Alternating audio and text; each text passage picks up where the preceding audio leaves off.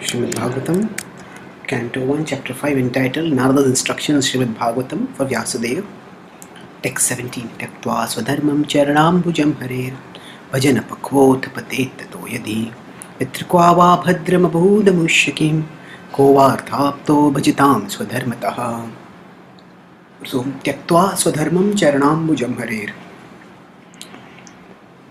Here, Narada Muni is continuing his instruction to Vyasadeva, and he is stating that those who surrender to Lord Hari, Tyaktva Swadharmam, they give up their dharma, their prescribed duty, Charanambujam Hare, the lotus feet of Lord Hari, Bhajan Apakvotha, even if their bhajan is apakva, is immature, Patet Tato Yadi, that even if they are because of immature bhajan they fall away. Yatra kova bhadram bhudamushyakim. So what inauspiciousness is there in that? Kova bhadram. What inauspiciousness is there? Abhudamushyakim.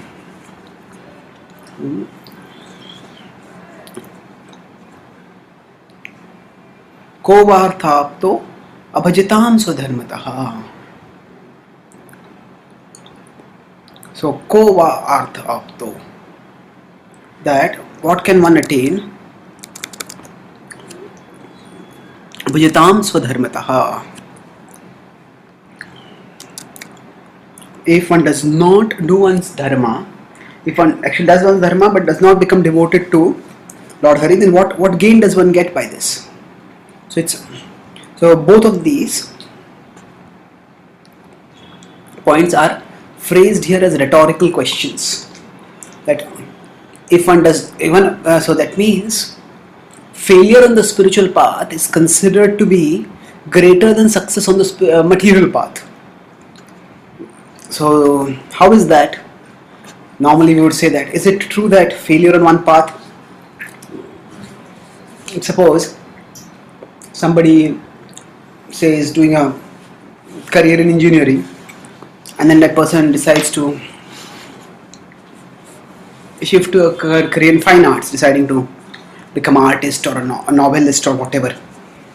And suppose that person fails in that. On the other hand, that person has some other colleague, another friend who goes on in the career arts, in the career of sciences, and succeeds over there.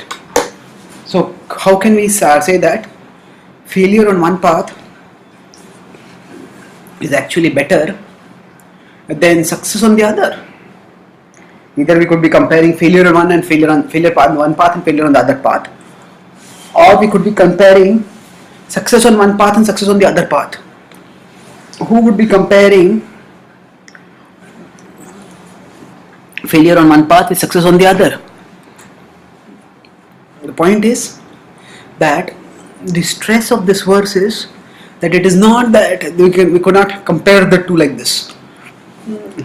It's not that this is one career choice and that is another career choice, as might be between, say, writing and engineering, but rather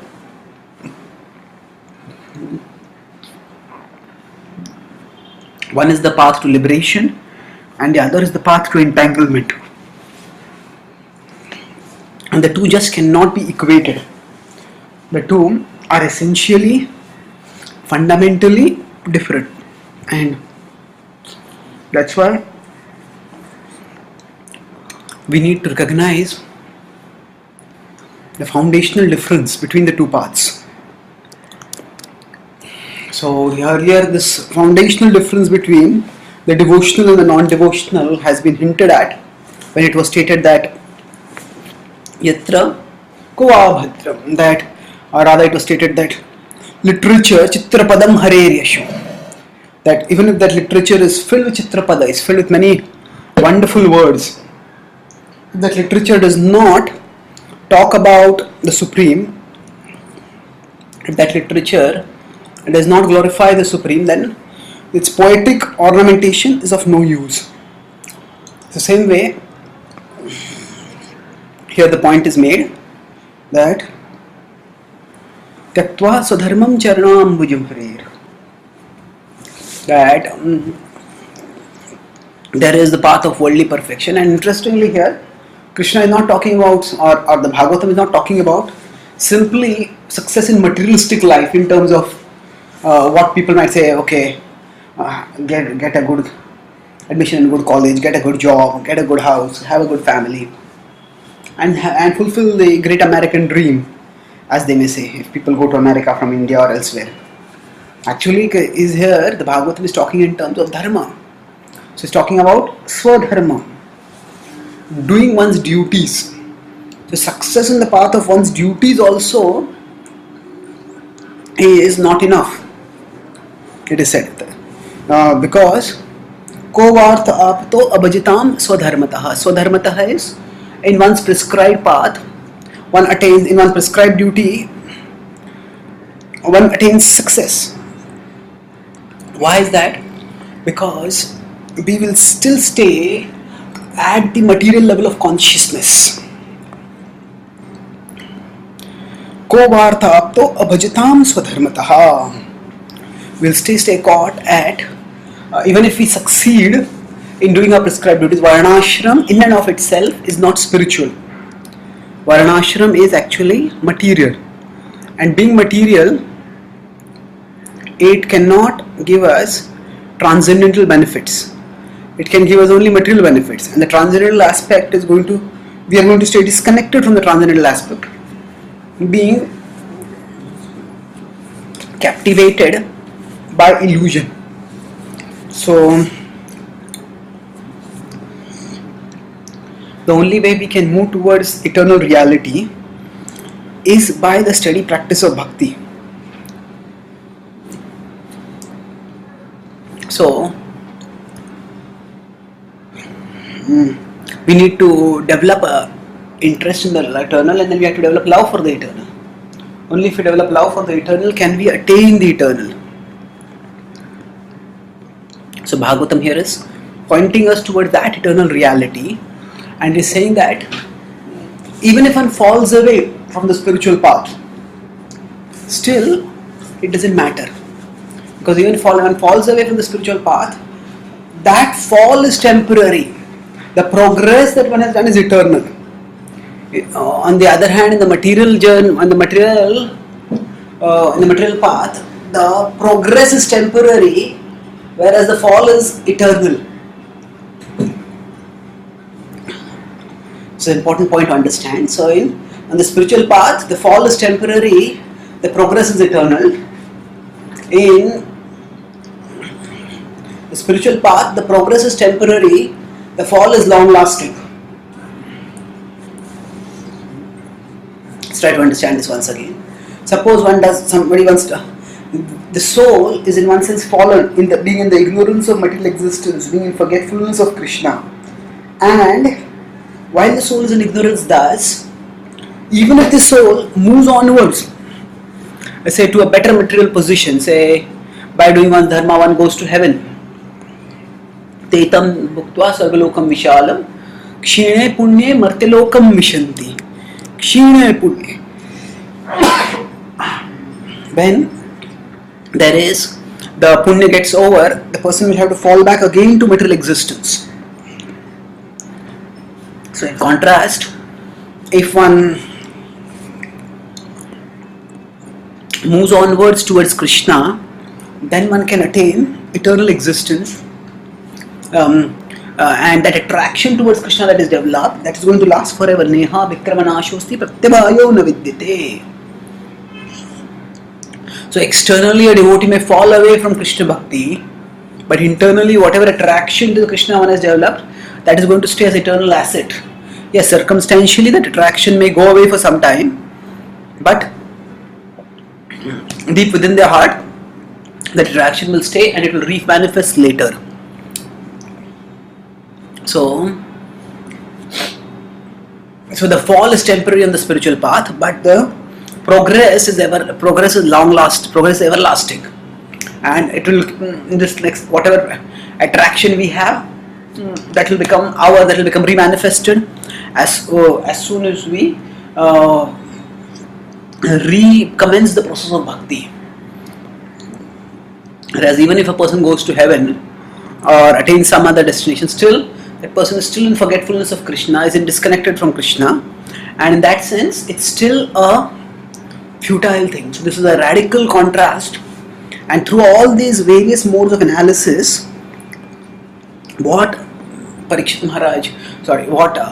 Vyasadeva is being conveyed by Narad Muni is that he should not compromise, he should ensure that no matter what happens, he should stay fixed in teaching Swadharma, in teaching not Swadharma, the Paradharma of Bhakti, and because that alone will offer everlasting gain. Nothing else will offer the kind of gain that will be offered by the practice of Bhakti. The example of Ajamil we can give.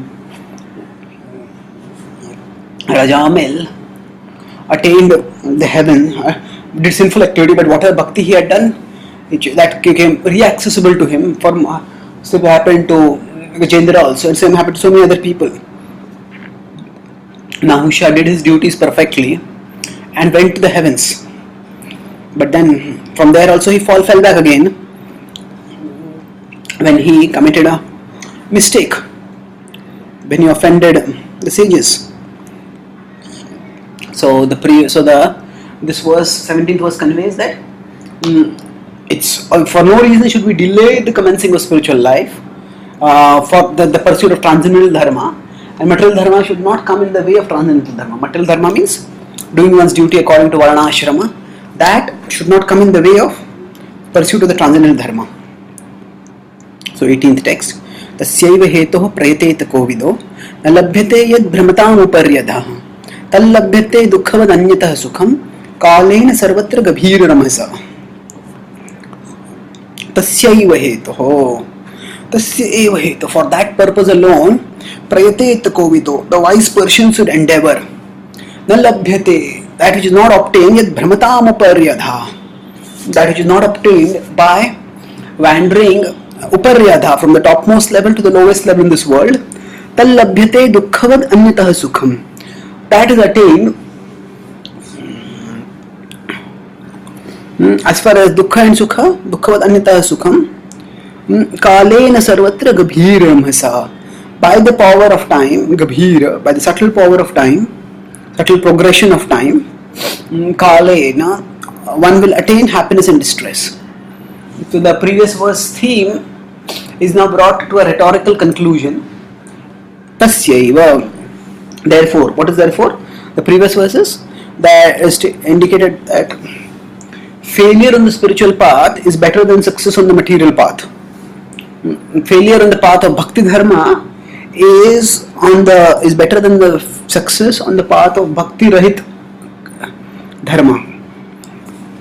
Tasyaiva hetu. Therefore, one should endeavor for that purposeful end. Prayateta kovido. That wise person should endeavor for that thing which one will not get. One will be able to wander in material existence going up and down, but one will not attain the eternal life. Na labhyate dukkavad anyatah sukham. One will not get happiness and distress. One will get happiness and distress that will come anyway. So this verse will be talked about later in the Bhagavad Gita, when it is stated that later in the Bhagavatam 7th canto, when it is stated that actually sukham indriyakam nityam deha yogena dehinam sarvatra labhyate daiva atha dukkam yatnatah. So yatnatah, just as without endeavor we get misery, so we'll get pleasure also. So kalena sarvatra, by the progress of time, as per our destiny, we'll get happiness and distress. We don't have to get too carried away by that. We should focus instead on striving to attain Krishna. So it's not exactly, it's not stated, it's kept a suspense over here. Rather, it's not a suspense, it's been mentioned consistently in the previous verses. For rhetorical purposes, that point is not mentioned. That purposeful end, one should strive. So the attainment of bhakti and prema, which is the culmination of bhakti, that does not happen even if one goes to the heavens or one goes everywhere else. That can be attained only by staying fixed in the pursuit of Krishna.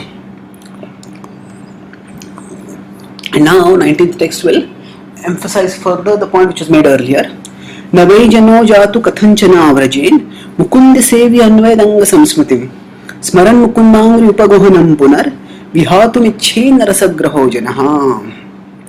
Navai jano jatu kathanchana vrajen. Nay jano, certainly it does not happen to those people jatu kathanchana vrajen.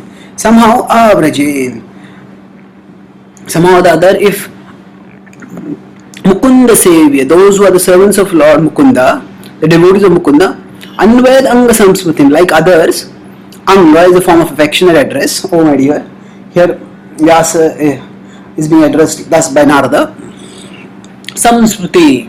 So as others means non-devotees undergo material existence, Samsmriti, those who are Mukunda Savior, they do not undergo material existence in the same way. Why? Smaran Mukundangri Upagohanam Punar. Smaran Mukundangri. They remember the lotus feet of Mukunda. And Upagohanam Punar. And remembering the lotus feet of Mukunda, what happens to them? Upagohanam. They embrace, because of remembering the lotus feet of Mukunda again and again, they embrace those feet again. Uparam. Vihatamichen rasagraho janaha. Vihatamichen. So one doesn't desire to give up. Rasagraho janaha. Rasagraho. One who has relished the mellows, such a person will not give up the lotus feet of Lord Hari. Vihatamichen. So now from the 17th verse the point is being continued. 17th verse was that even if one falls away from the process of bhakti because of immaturity, still it is not, what is the loss? So here the point is made, even from the not only is that taste going to remain, but that taste is going to prompt the person to take to Krishna sooner rather than later. Because of the presence of that taste, one keeps moving onwards steadily towards one. This doesn't forget it. Vishwachakra Thakur indicates that taste, rasa, haunts the devotee. Rasagraho janaha. That taste haunts the devotee, and because of being haunted by that taste, the devotee time and time again keeps returning to Krishna. And one may engage in materialistic life, but one will not get any pleasure in materialistic life. And having not got any pleasure, one will want to turn towards Krishna, and one will eventually attain Krishna. And in this way, that remembrance of Krishna is the remembrance of the taste and remembrance of Krishna, the remembrance of the taste in the remembrance of Krishna, the taste in bhakti of Krishna, that remembrance, that is the decisive difference between the material existence of the devotees and that of non-devotees. Material existence means not just existence at the material level, but even if devotees turn towards materialistic living, as do the non-materialists, still the devotee will not be able to forget because of the taste in the remembrance of Krishna. And that taste will ensure that the devotee turns towards Krishna once again and attains Krishna. Vihatumichen rasagraho janaha. Vihatumichen. So one doesn't desire to give it up. So time and time again, because of the remembrance, the devotee will eventually turn towards Krishna. So now, from here onwards, the Bhagavatam will move towards a philosophical truth. So there is the consequential truth in terms of how in consequence a devotee who has practiced bhakti cannot give up bhakti. Again and again the devotee is reminded of Krishna. Now it goes towards a feature of consequence, from consequential to the ontological truth, that a devotee cannot be disconnected from Krishna because actually nothing is disconnected from Krishna. Idam hi vishwam bhagavan ivetaro yato jagat sthana nirodha sambhava tadhi swayam veda bhavam sathapite pradesha matram bhavatah pradarshitam.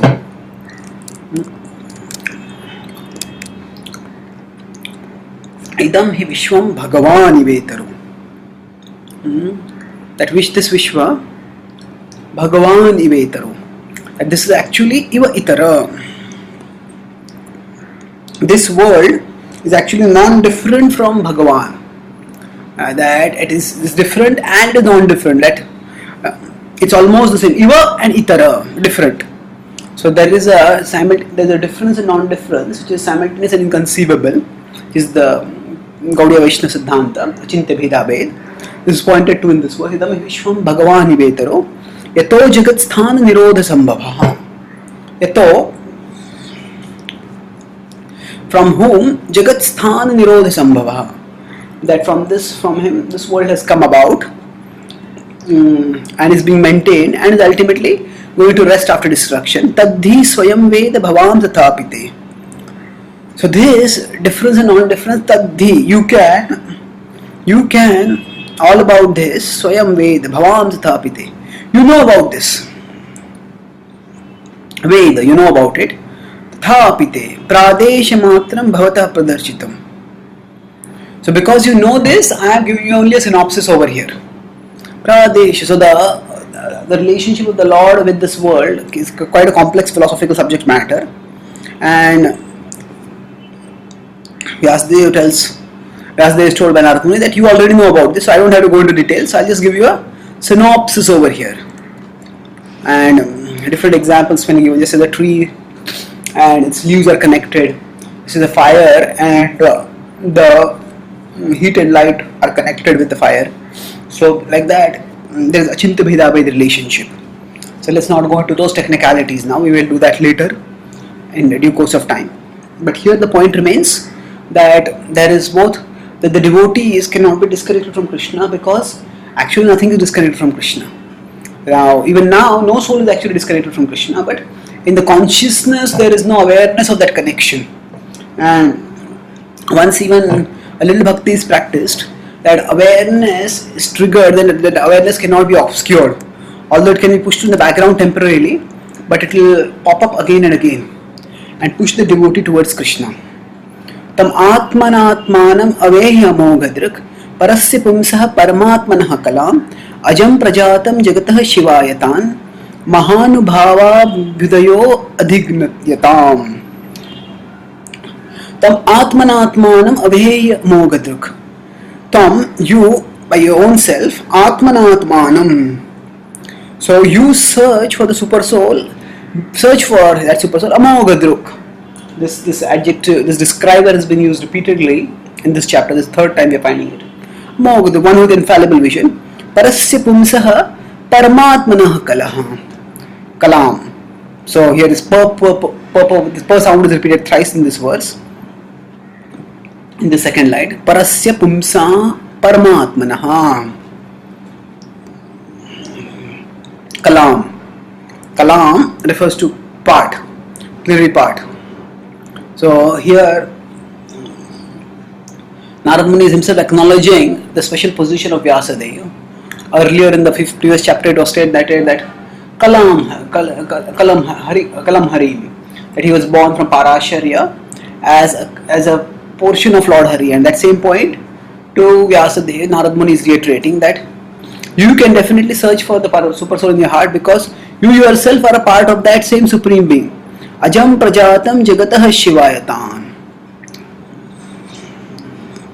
So although that absolute truth is unborn, that is taken birth in this Ajam prajatam, for what purpose? Jagatah shivayatan. That has appeared for the sake of Jagatah Shivaya, for the sake of bringing about auspiciousness for the world. Mahanubhava bhudayo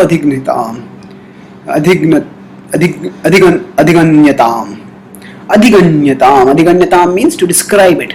Please describe Abhyudayo, the pastimes of Mahanubhava. Mahanubhava is the Supreme Lord. So here he is saying that you are a part of the Supreme Lord, and although you are unborn, you are taken birth, and you can search for that absolute truth within your own heart, and by searching and realizing and relishing that absolute truth, you describe the pastimes of that absolute truth. So why describe those pastimes? Because by that people will become attracted to the Lord, and if they are attracted to the Lord, and that is the path of everlasting auspiciousness for them. 22nd text. Idam hi pumsa tapasah shrutasya va Svishtasya suktasya cha buddhi dattayo avichyuto arthah kabibhi nirupito यदुत्तम श्लोक गुणानुवर्णनम् इदं हि पुंसस्तपसः श्रुतस्य वा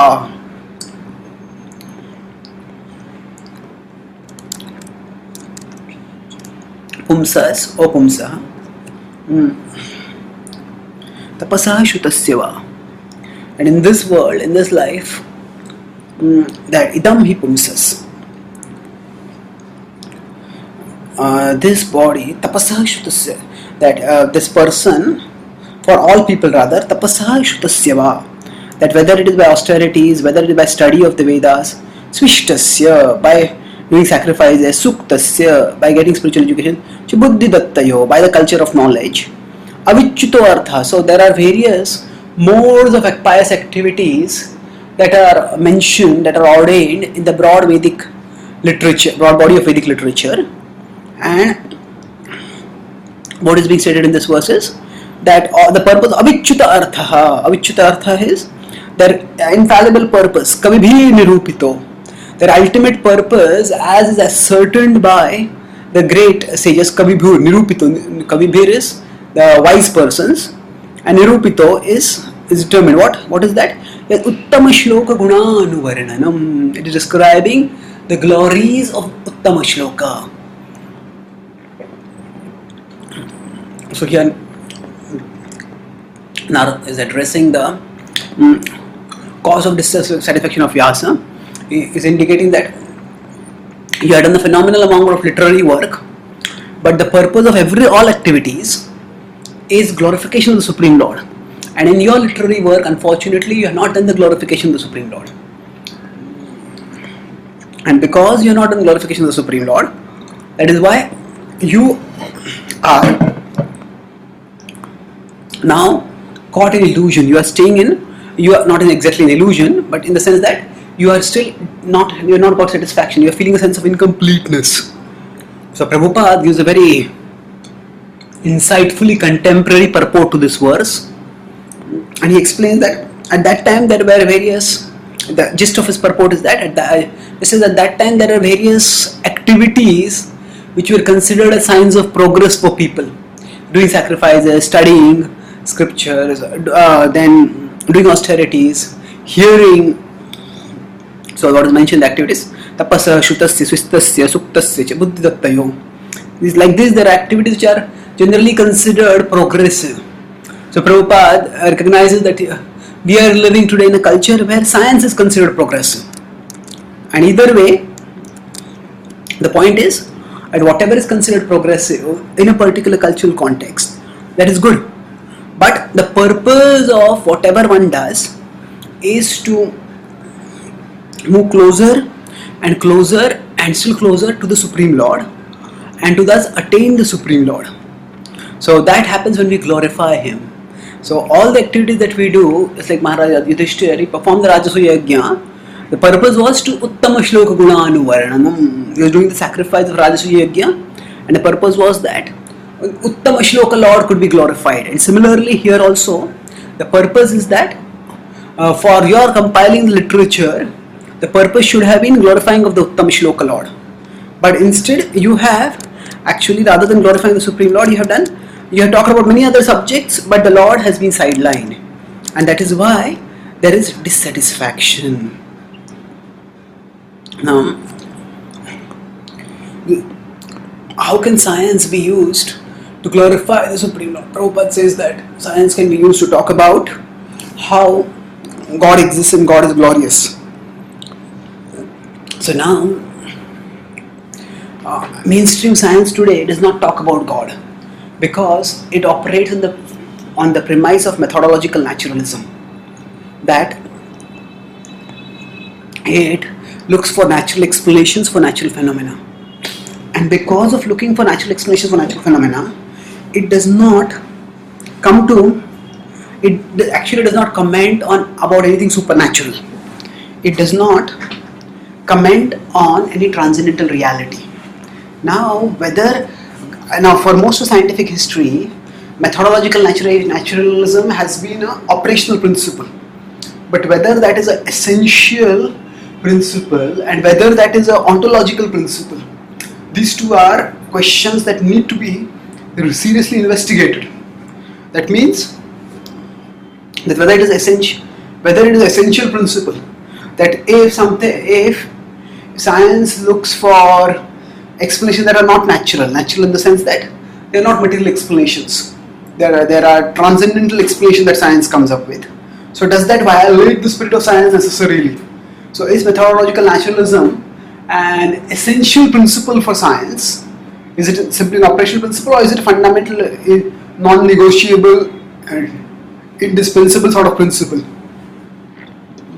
There are many philosophers of science and scientists both who have pointed out the limitations of methodological naturalism. And then further, is it an ontological principle? Ontological principle means that is it a principle wherein one works towards recognizing that science doesn't look for non-natural explanations. So does that mean that there are no natural factors involved at all? No, it's not necessary. Science doesn't comment about them. Just like if one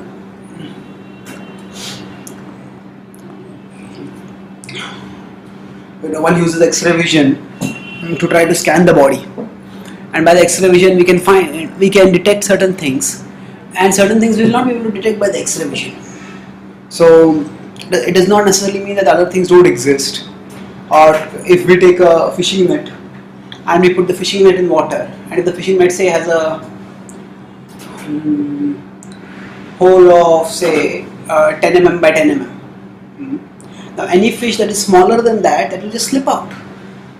And so even if that fish is cast for 100 years, one will not be able to find any fish smaller, any aquatic smaller than that size.